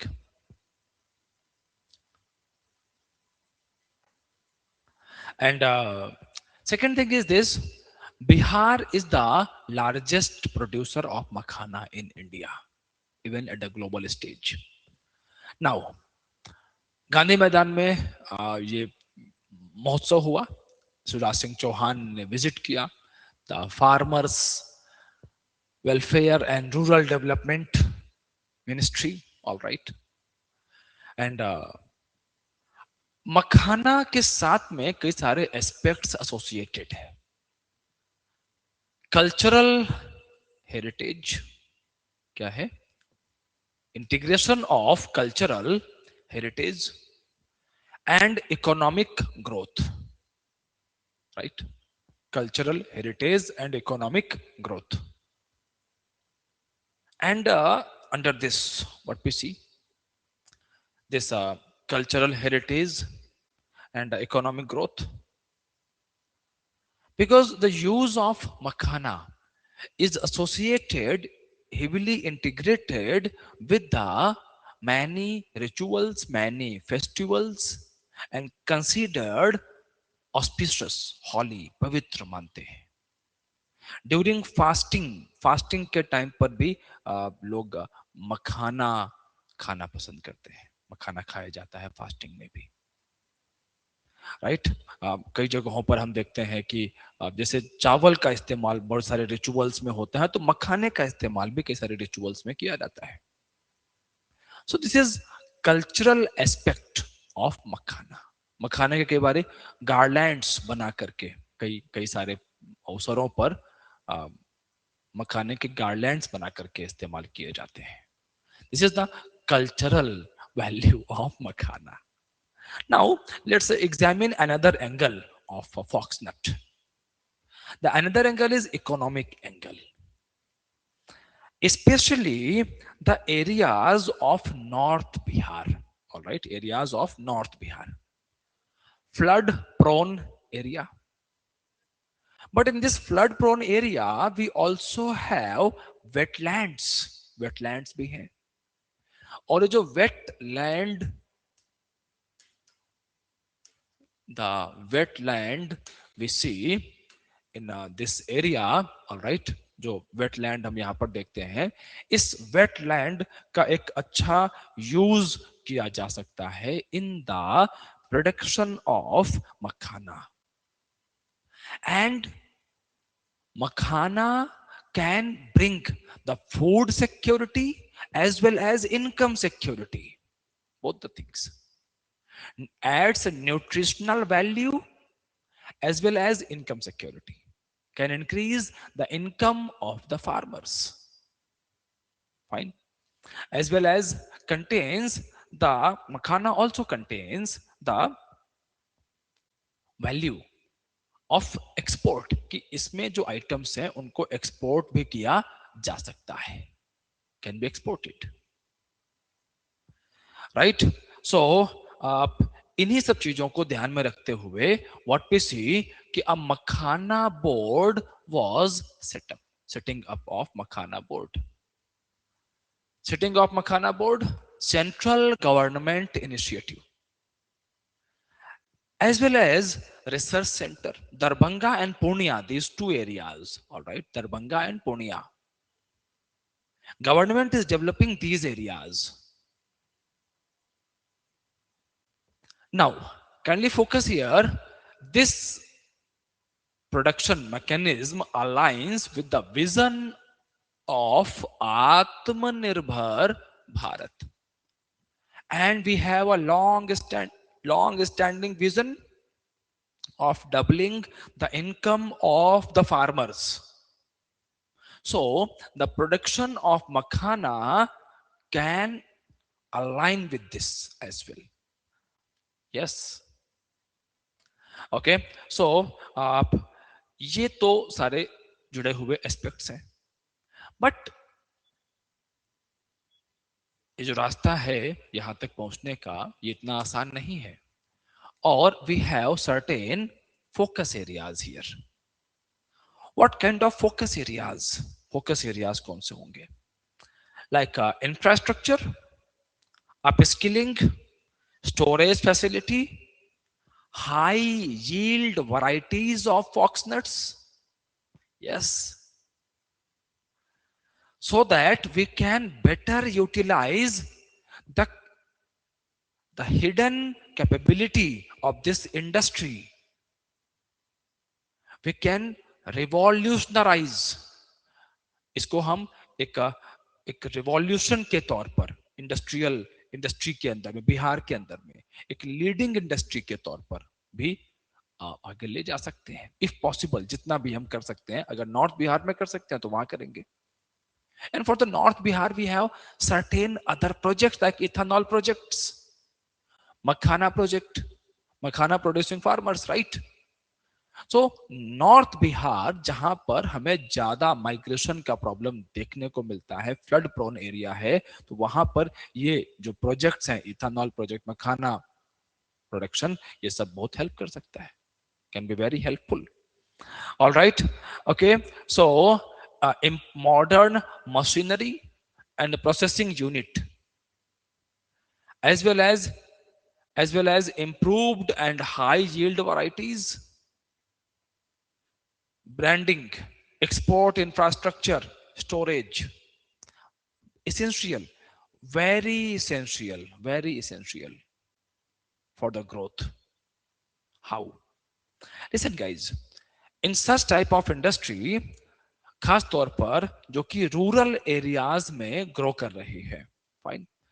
so connectivity is very important, and with connectivity better storage facility and awareness among the masses, the awareness about the nutritional value associated with मखाना, मखाने की जो न्यूट्रिशनल वैल्यू है, अगर वो लोगों तक पहुंचाई जाए, बताई जाए, then definitely इससे तो डिमांड बढ़ेगी. Not only local demand but demand outside India as well. Further, आप यहां पर देखें, इससे enhancing the productivity, quality, marketing and export competitiveness, rural employment, जो भी मैंने बार बार बोला, माइग्रेशन का जो प्रॉब्लम है उसको हम रिड्यूस कर पाएंगे by providing employment at the local level. Entrepreneurship को हम बढ़ावा दे पाएंगे in the local area. Fine. And let's have a look about some detailing about Bihar's dominance in makhana production. And you can see here Bihar contributes over 90% of global makhana production. Global level पर मखाना का जो production है उसमें करीब 90% production कहां पर हो रहा है, वो बिहार में हो रहा है। राइट नाउ अभी आप यहां पर देखें कल्टीवेशन एरिया, ये it's constantly growing near about 3000 hectare on your board, on your screens you can see. All right, 3000 hectare to 35,000 to 40,000 hectare. And as I already highlighted, Darbhanga, Madhubani, Saharsa, Supaul, Purnia, these are the districts which are known for the production of makhana. Right, these are the districts. And now the Indian makhana is getting popularity in USA, in East Asia. Yes, and it is a kind of strategic crop for Bihar's agri export policy. And makhana is aligned with the government of India's policy of one district, one product, ODOP. This is associated with the ODOP project as well. Fine. Now, these are the very intricate details. This topic is this topic is Bihar centric. National level पर भी agree export के साथ में you can connect this topic with the agree export at the national level, this is correct. But Bihar centric भी है ये पूरा topic. जो शुरुआत के आपने 3 टॉपिक देखे होंगे, अर्ली 3 टॉपिक्स, उसमें से भी 2 टॉपिक शुरुआत के 1 एंड 2 वो national current affairs and association with the Bihar, and third topic SIR, national plus Bihar. All right, and this fourth topic is specifically aligned with Bihar. ये बिहार सेंट्रिक है और नेशनल लेवल से भी कनेक्ट होता है। सीधी सी बात है कि मखाना महोत्सव के अंदर में if union minister is participating, तो आप खुद समझो द इंपॉर्टेंस कि how serious is the government, you can understand the seriousness of the government, right? Okay, now so kindly focus here aspirants, आप यहां पर देखें, you can see here, you can see role of national research, you can see role of just a while, role of national research center for makhana, NRCM Darbhanga. अब ये कर क्या सकता है, ये जो इंस्टीट्यूशन है यहाँ पर ये क्या रोल प्ले कर सकता है, आप यहाँ पर इसको समझें, इसको देखें। Listen, NRCM is India's nodal research institute for the foxnut, okay?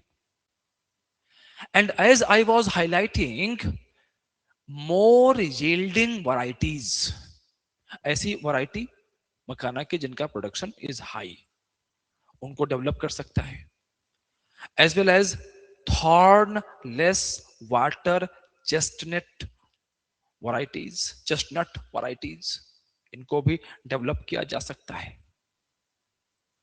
Alright, जहां पर कांटे वगैरह कम हो। इसके अलावा आप देखें कि मखाना कम फिश इंटीग्रेटेड फार्मिंग सिस्टम, अभी यहां पर एक अगला जो इंडस्ट्री है जो बिहार से लगातार न्यूज में रह रही है, and that is the fishery. Yes, again local aspirant तो जान रहे होंगे जो बिहार के बाहर में है, अगर उन्होंने भी ध्यान बिल्कुल दिया होगा मेंस के लिए अपना, बट अगर फिर भी कहीं पर जीएस में स्किप रह गया, बिकॉज बीपीएससी में जीएस का जो लेवल है मतलब वो इंटरनेशनल रिलेशन सेंट्रिक ज्यादा रहता है, आईआर सेंट्रिक ज्यादा रहता है। बट फिर भी आप यहां पर देखें अगर तो fishery is also growing, and demand of fishes from जो बिहार में जो फिशरी है, Bihar is exporting fishery to the south east Asian Nations.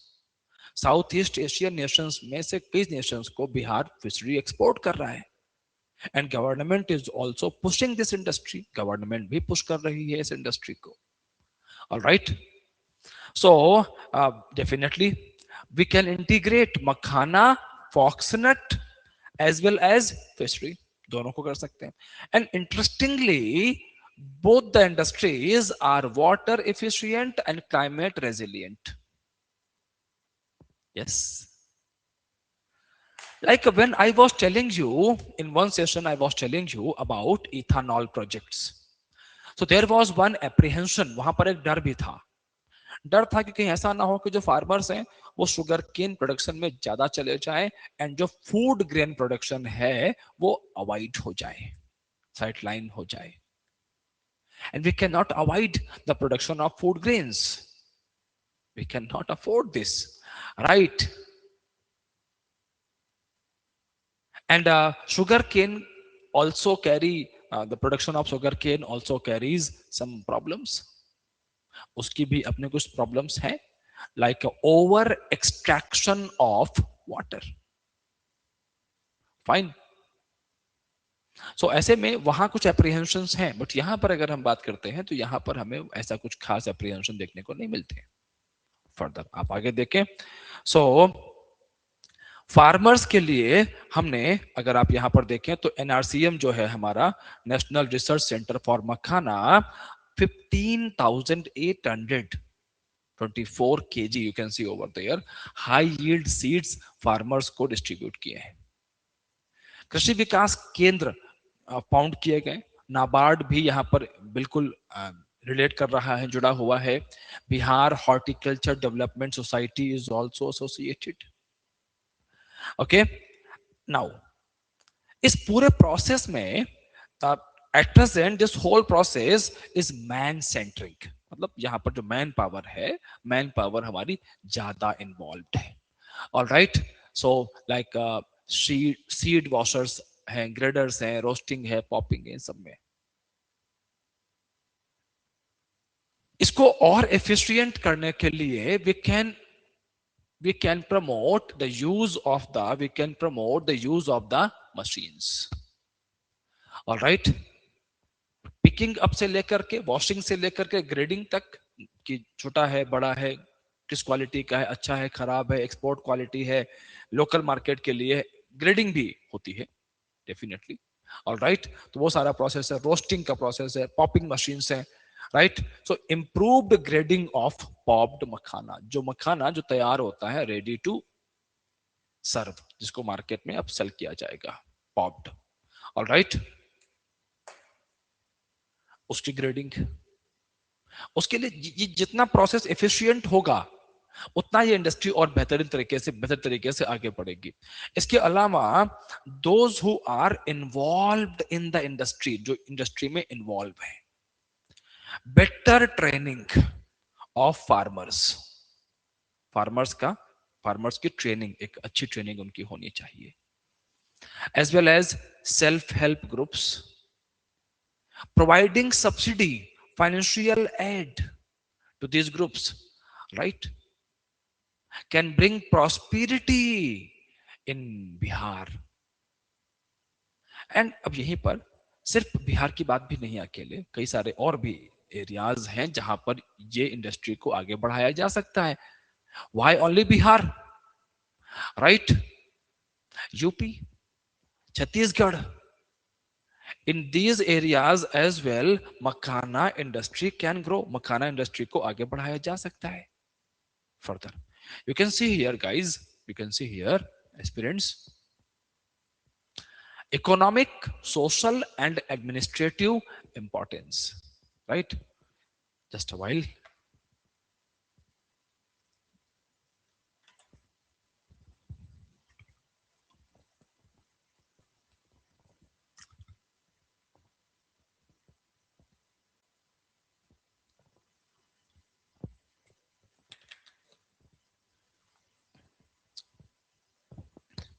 Okay, fine, let's resume.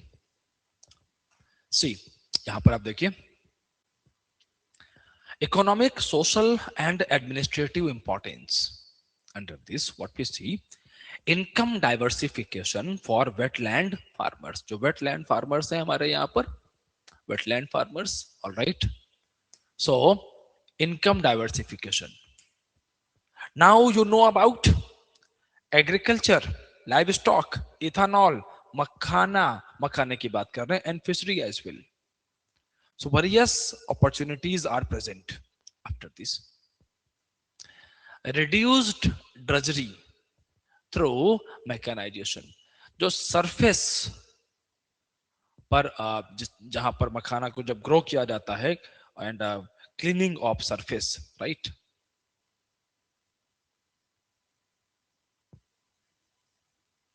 All right. अगर मशीन्स का हम यूज करेंगे rather than nets and all these, so drudgery we can, जो surface पर जो भी एक्वाटिक लाइफ है, मरीन लाइफ है, जो उसको लॉस होता है, we can avoid that. So by this way we can preserve the biodiversity as well as आप आगे यहां पर देखें. आप makhana can play a role in increasing up or in the upliftment of the women as well. Women centric self help groups are more successful, we all know. So इनको बढ़ावा दे करके, women participation को बढ़ावा दे करके, we can connect the women empowerment with the growth story of makhana as well. Now employment generation बहुत सारी जगहों पर हो सकता है. In packaging, processing, logistical, export, इन सब जगहों पर, and supports wetland conservation as well. And we all know very well, wetland, this is the area of the, this is the area of biological diversity, hotspot of biological diversity. Further अब देखें यहां पर challenges. What are the challenges associated? Challenges की बात करते हैं. सो जो farmers हैं, इनके पास जो होल्डिंग्स है, लैंड होल्डिंग, जो बेसिक जो प्रॉब्लम हमारा एग्रीकल्चर का है, and this problem is associated with the makhana industry as well. We see reflection of this problem in makhana industry as well, and that is fragmented land holdings as well as limited cold storage. अब storage facilities ठीक नहीं होंगी तो फिर दूसरी problems आएंगी. Wastage होगा, जो क्रॉप है वो खराब होगी, as well as branding. All right, कि makhana from Bihar, fox nut from Bihar, and from Darbhanga, from Purnia, from Supaul, right. अगर जीआई ब्रांड, जीआई टैग्स वगैरह इस पे हम दें, ऑलराइट, तो बेटर ग्लोबल ब्रांडिंग, जो ग्लोबल ब्रांडिंग है वो और बेहतर हो सकती है. एज वेल एज एक्सपोर्ट करने के लिए हमें जो एक्सपर्टीज चाहिए होता है, if that expertise is missing, then definitely we will lack in export. So upskilling के लिए government should train the people, the manpower involved in the makhana, in this foxnut industry. All right, what may be the approach of an administrator? Suppose तुम्हारी posting ही आ गई इन्हीं areas में, अब तुमने topic पढ़ा था, या मान लीजिए कि आप इसी एरिया के रहने वाले हैं, इंटरव्यू के अंदर में क्वेश्चन आ गया आपसे, what do you know about makhana industry, what are the challenges, alright, and what actions are suggested, आप क्या करेंगे इस इंडस्ट्री को और आगे बढ़ाने के लिए. डेफिनेटली जो मैंने यहां बताया चैलेंजेस, उसी को आप रिवर्स कर दीजिए, as simple as that. So GI tagging, global branding of Bihar Makhana, right? Use of machines, promote public-private partnership. Yes, public-private partnership. And youth को हम ट्रेनिंग दे करके, विमेन को हम ट्रेनिंग दे करके इस इंडस्ट्री की तरफ ला सकते हैं कि आप मखाना प्रोडक्शन में अपना करियर अगर आप तलाश सकते हैं तो आप देखें। ऑलराइट, इससे क्या होगा कि जो यूथ जॉब ढूंढ रहा था वो जॉब प्रोवाइड करना शुरू करेगा, will start providing jobs. Alright, as well as aspirants, इसमें आप कुछ और चीजें भी जोड़ सकते हैं in way forward administrative approach के अंदर में। ओके, फॉर एग्जाम्पल, जैसे आप यहां पर हमने जीआई टैग की बात कर ली, हमने मशीन्स की बात कर ली, पब्लिक प्राइवेट पार्टनरशिप की बात कर ली, बट एक चीज जिस पर आमतौर पर कम बात होती है या बात रह जाती है, हम बात तो कर रहे हैं doubling the income of the farmer, but we all know very well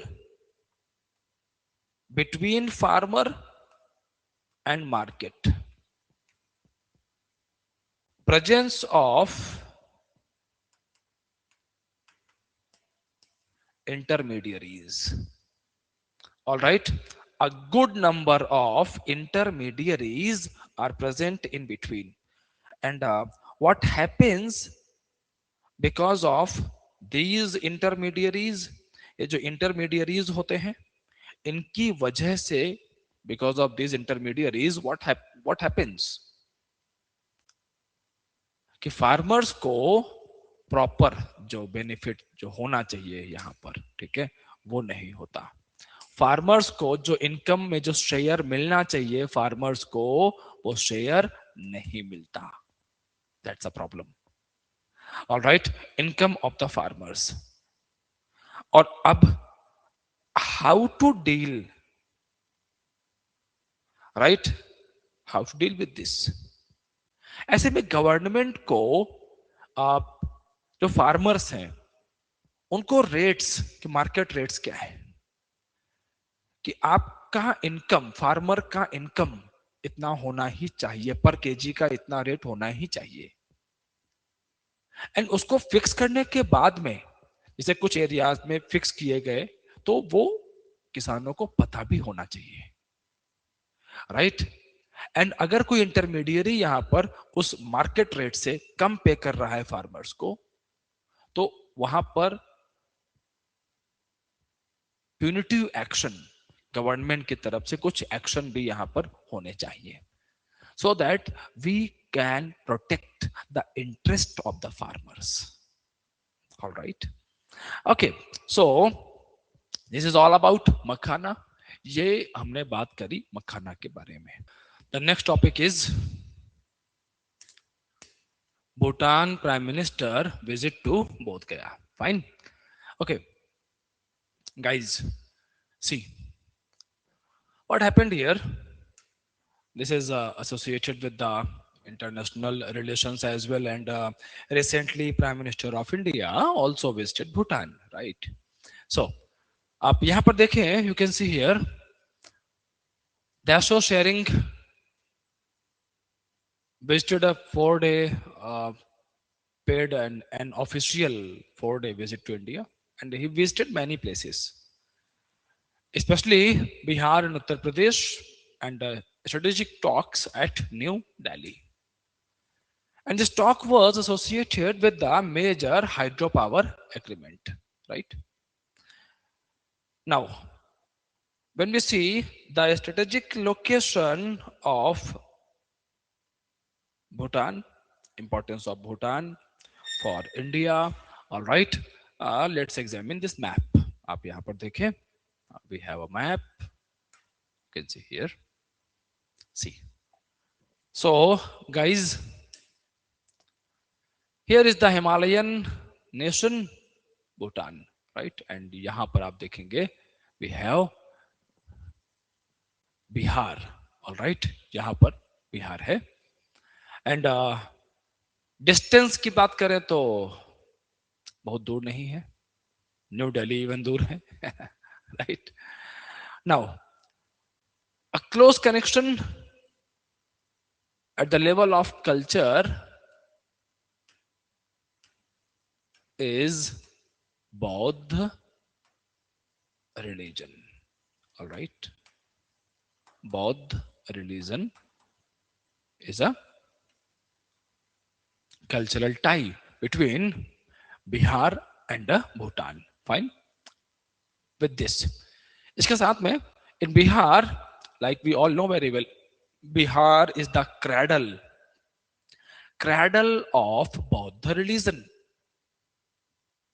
Gautam Buddha, and enlightenment of Buddha. Bihar, Bodh Gaya, and Bhutan constructed Royal Bhutan Temple. यहाँ पर अगर आप देखें तो I provided the information, Royal Bhutan Temple at Rajgir. All right, यहाँ पर and आप यहाँ पर भी इनकी विजिट हुई. नालंदा यूनिवर्सिटी, अभी ये जितने प्लेसेस हैं सारे के सारे, महाबोधि टेम्पल, ये सारे इंपॉर्टेंट हो गए आपके लिए, सब पर एकदम ध्यान से करने वाली चीजें. So aspirants, first of all I am going to highlight the cultural association between Bihar and Bhutan. All right, please focus. आप यहां पर देखिए, Bihar and Bhutan. Fine.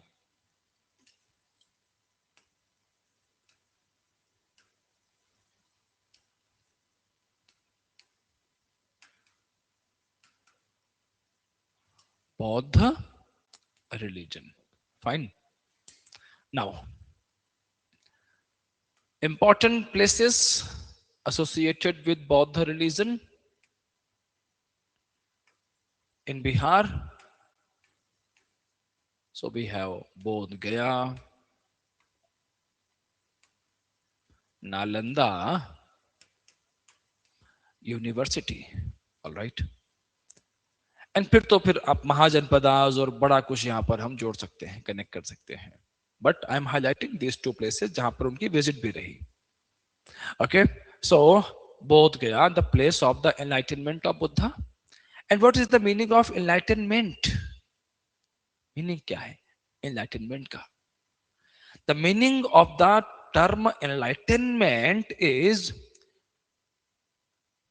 ending the flame of desire. What I said? Ending the flame of desire.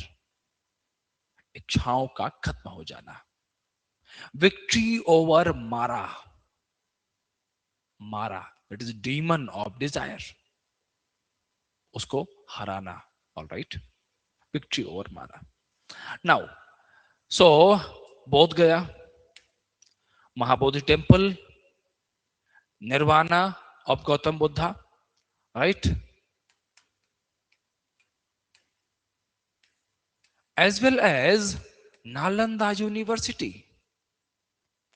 And Nalanda University connection with the Gupta dynasty, Kumar Gupta. Kumar Gupta first was the ruler who founded this dynasty, right? As well as further what we see, आगे हम यहाँ पर देखते हैं, this Nalanda University was visited by a traveler, Chinese traveler, Zhuan Zhang, also known as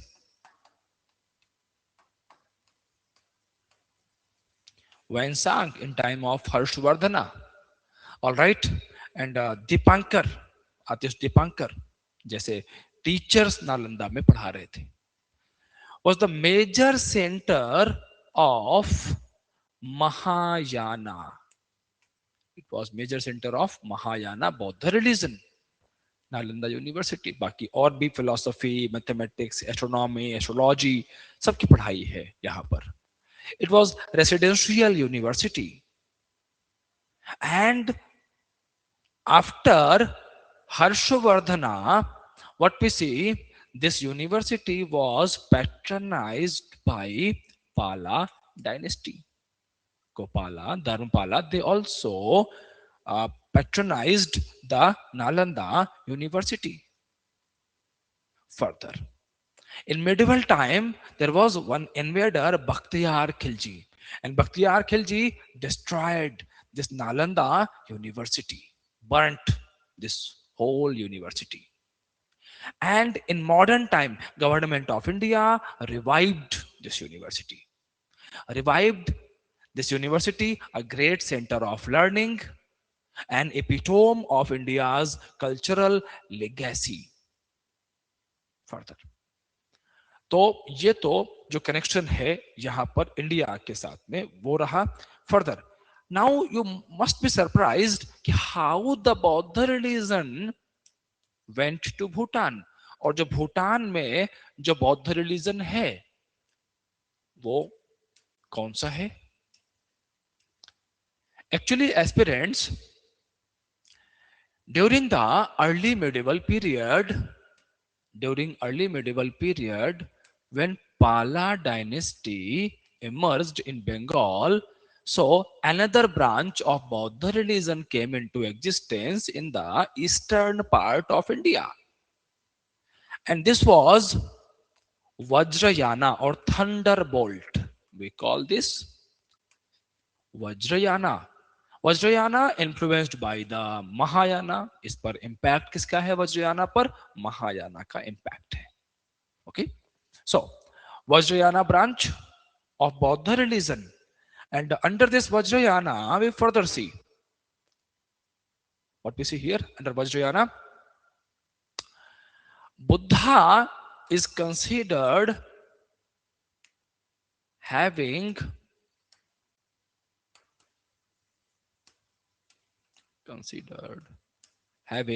magical powers. कि बुद्धा के पास magical powers हैं. Okay, now kindly focus here. When Turkish invasion, when West Bengal came under this area, came under Turkish invasion, so many monks left this area. ये area छोड़कर वो निकलते हैं monks. And when these monks left this area, जब वो यहां से निकलते हैं, so these monks went to Bhutan. All right, these monks went to Sikkim. From Sikkim to even Ladakh to Tibet, इन सब जगहों पर जाते हैं these monks. So इस अभी आपको समझ में आ रहा होगा कि भूटान, तो अशोका ने भी, ऐसा नहीं है कि मतलब ये पहली बार ऐसा हुआ. अशोका के टाइम पर भी Ashoka also sent many missions. Himalaya की तरफ उसने भी कई मिशन भेजे हैं, अशोका ने भी भेजे हैं. ऑलराइट, सो ऐसा नहीं था कि बौद्ध religion was not known to this people.